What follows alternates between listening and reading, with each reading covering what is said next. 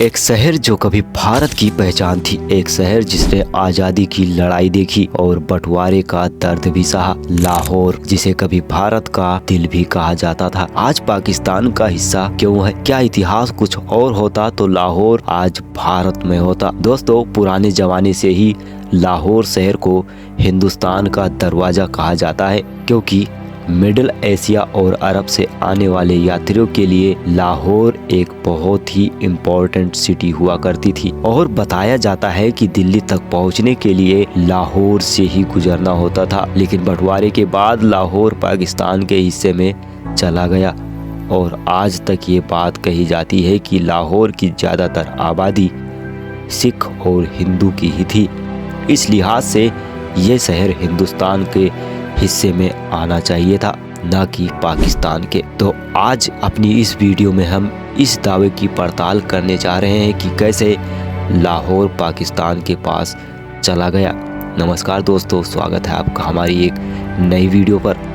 दोस्तों, ये है पाकिस्तान का लाहौर, जहाँ की ऐतिहासिक और पुरानी हवेलियाँ आज भी पार्टीशन का दर्द अपने अंदर समेटे हुए हैं। 2017 के आंकड़ों के अनुसार आज यहाँ पर 94% आबादी मुस्लिम की है, तो वही महज 0.2% आबादी हिंदुओं की है, जो कि ना के बराबर ही है। लाहौर को पाकिस्तान का दिल कहा जाता है, और कहा भी क्यों न जाए, पाकिस्तान की रेवेन्यू का 11% हिस्सा अकेले लाहौर से ही आता है। इसके अलावा ये प्रोविंशियल इकोनॉमी में भी 19% का योगदान देता है। लाहौर पाकिस्तान का एक इम्पोर्टेंट हिस्सा है, लेकिन ऐसा कहा जाता है कि पार्टीशन के वक्त लाहौर पाकिस्तान का नहीं बल्कि हिंदुस्तान के हिस्से में होने वाला था। भारत ही नहीं बल्कि पाकिस्तान में रहने वाले कुछ लोगों का भी यही मानना है, लेकिन आखिर में ऐसा नहीं हो पाया। अब इन लोगों की बात सुनकर बार बार दिमाग में एक ही सवाल आ रहा है कि आखिर लोगों को ऐसा क्यों लगता था कि लाहौर पाकिस्तान के नहीं बल्कि भारत के हिस्से में जाना चाहिए था, और बाद में ऐसा क्या हुआ कि लाहौर को पाकिस्तान का हिस्सा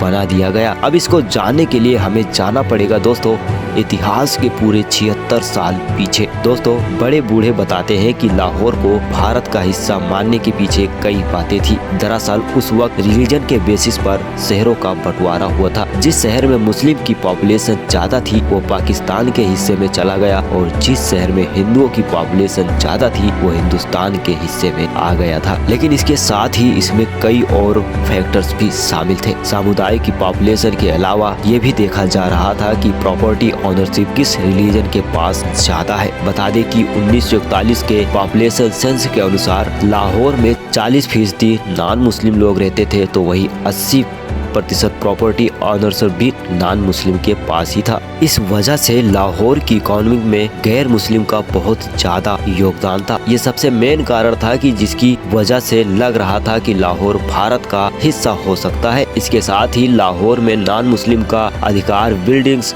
बिजनेस, इंस्टीट्यूट और हॉस्पिटल पर भी ज्यादा था।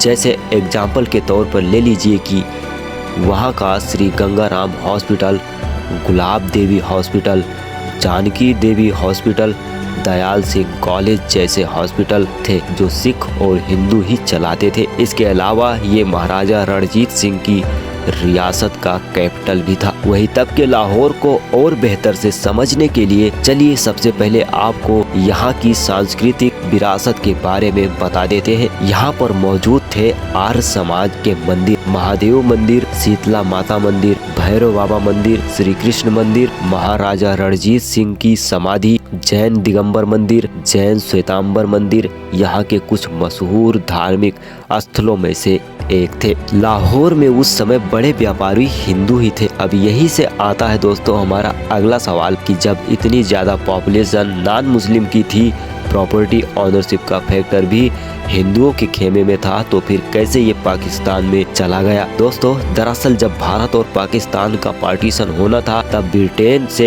एक शख्स को बुलाया गया था जिसका नाम था सिरल रेडक्लिफ। उन्हें आदेश दिया गया था कि भारत और पाकिस्तान को 2 हिस्सों में बांटना है, लेकिन यहाँ पर सबसे बड़ी बात ये थी कि रेडक्लिफ न कभी पहले भारत आए थे और न उन्हें यहाँ के कल्चर की समझ थी। बस अंधे मुंह उन्हें भारत को बांटने का जिम्मा सौंप दिया गया था। उनकी लीडरशिप में एक रेडक्लिफ कमीशन बनाया गया और इसी कमीशन ने बंटवारे के लिए बॉर्डर लाइन बना दी। उन्होंने जो बॉर्डर बनाया बाद में उसे ही रेड क्लिफ लाइन का नाम दिया गया था।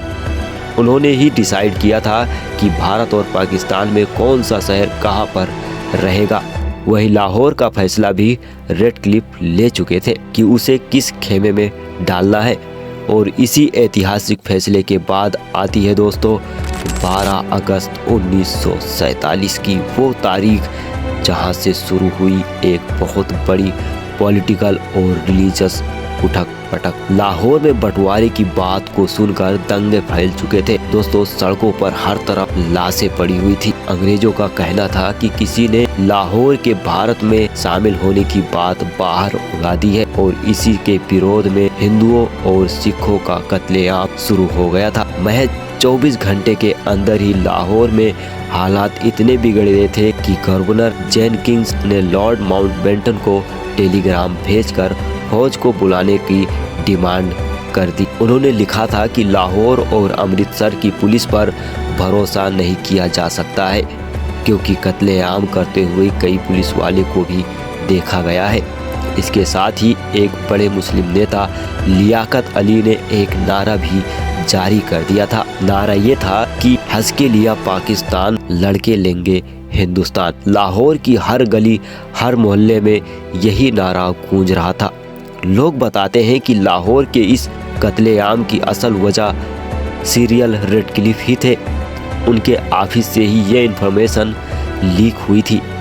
लाहौर पहले भारत के हिस्से में ही आना था, लेकिन 12 अगस्त को इतने लोगों का खून बहा कि लाहौर को भारत में मिलाने का फैसला गुपचुप तरीके से बदलना पड़ा। कहते हैं कि रेड क्लिफ का एक एसोसिएट पाकिस्तान को कोई भी बड़ा शहर न दिए जाने से नाखुश था। लाहौर भी जब हाथ से निकलने लगा तो उसने ये इन्फॉर्मेशन लियाकत अली को भेज दी थी। कुलदीप नैयर नाम के एक पत्रकार ने एक रेडियो चैनल को बता दिया था कि उसकी रेड क्लिफ से मुलाकात हुई थी। इस दौरान रेड क्लिफ ने नैयर से कहा था कि बॉर्डर लाइन खींचने के लिए उसे सिर्फ 10 से 12 दिन ही मिले थे। उन्होंने बस एक बार हवाई जहाज से भारत को देखा था और उसे बताया गया था कि लाहौर हिंदुओं का शहर है, उनकी प्रॉपर्टी मुसलमानों से ज़्यादा है। लाहौर तब बहुत बड़े शहरों में गिना जाता था दोस्तों। इस लिहाज से उसे हिंदुस्तान का हिस्सा होना चाहिए था, लेकिन पाकिस्तान को अब तक कोई बड़ा शहर नहीं मिला था। तो रेड क्लिफ का कहना है कि बंटवारे के बाद मुझसे नाराज रहने वाले पाकिस्तान को खुश होना चाहिए कि मैंने भारत से लेकर उसे लाहौर दिया है। इसके साथ ही उस समय सीरियल रेड क्लिफ ने जो बॉर्डर डिसाइड किया उसके हिसाब से पंजाब के 2 शहर फिरोजपुर और गुरदासपुर भी पाकिस्तान के हिस्से में चले गए थे। और कुछ दिन बाद लॉर्ड माउंटबेटन ने रेड क्लिफ से दोनों शहरों को वापस भारत में शामिल करने का आदेश दिया था। तो माउंटबेटन के इस आदेश से उन दोनों शहरों में भी खूब मारपीट हुई थी। अब इन सब चीज़ों के बीच अगर मोटे तौर पर देखा जाए तो रेड क्लिफ की इन गलतियों का खामियाजा सीधे तौर पर लाहौर की जनता ने भुगता। जो लाहौर शायद भारत के हिस्से में होना था वो पाकिस्तान में चला गया और लाहौर से बड़े बड़े हिंदुओं और सिख जमींदारों को अपनी धरती छोड़कर भारत की तरफ आना पड़ा। दोस्तों आज भी कई लोगों का मानना है कि लाहौर भारत का ही होने वाला था। ऐसा मेरा भी मानना है। आपकी क्या राय है कमेंट में ज़रूर बताइएगा। तो दोस्तों आज की इस वीडियो में फ़िलहाल बस इतना ही। उम्मीद है आपको आज के इस वीडियो को काफ़ी कुछ सीखने को मिला होगा, काफ़ी कुछ जानने को मिला होगा। अगर ये वीडियो आपको पसंद आया हो तो वीडियो को लाइक करें और अगर आप इस चैनल पर नए हैं तो चैनल को सब्सक्राइब करना ना भूलें। हम मिलते रहेंगे ऐसे आपसे, तब तक के लिए अपना ख्याल रखिए। मिलते हैं अगली किसी नई वीडियो के साथ। जय हिंद, जय भारत, वंदे मातरम।